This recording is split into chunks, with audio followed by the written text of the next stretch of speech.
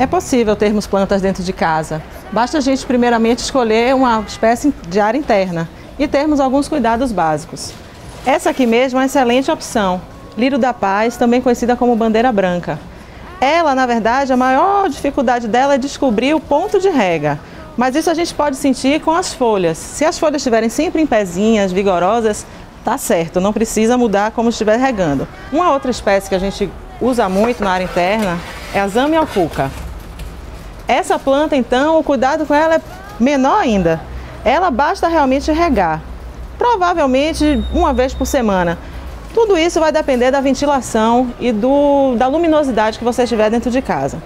Especificamente essa planta, ela não é de sol, então ela não pode ir para o sol direto.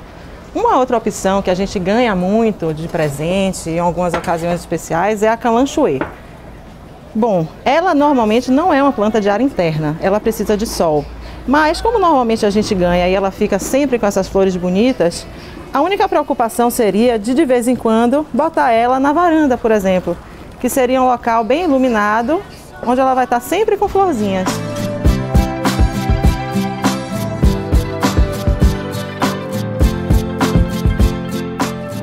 Agora eu vou ensinar para vocês como a gente transplanta uma planta do vasinho plástico para um vaso cerâmico definitivo. A primeira preocupação que a gente tem que ter é que o vasinho tem que ter um furo para a água da rega ter para onde drenar e não apodrecer a raiz da sua planta. Primeiramente, a gente vai usar argila expandida, que são essas bolinhas cerâmicas que ajudam na absorção da água. Você pode botar um pedacinho de manta de bidim. Isso tudo você encontra em qualquer horto. Ela vai também ajudar a terra a não entupir o furinho do vaso e também conter, um pouco o substrato da planta. Depois que você bota a manta, você bota uma camadinha de terra embaixo, só para a gente fazer como se fosse um bercinho mesmo para ela. Dá uma apertadinha no vaso para soltar as raízes e puxa levemente, sempre com a preocupação de não quebrar o torrão da planta, que seria essa parte onde estão as raízes e a terra principal dela.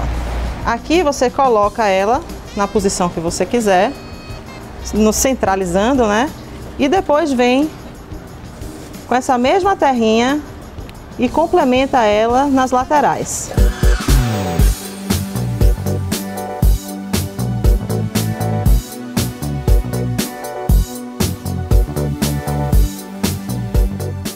E para dar um acabamento especial no seu vaso, a gente tem algumas opções. Aqui eu trouxe para vocês 3.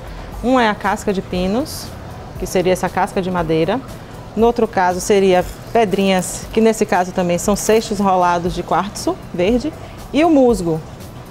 Todas elas a gente pode usar na base da planta.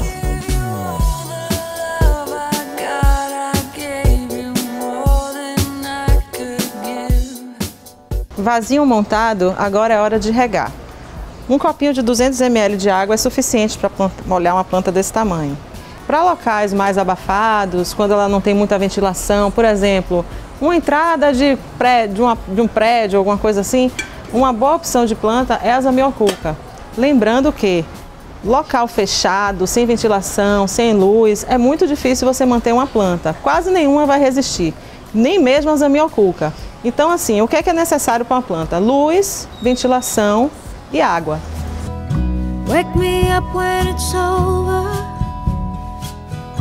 Wake me up when it's done. When he's gone away.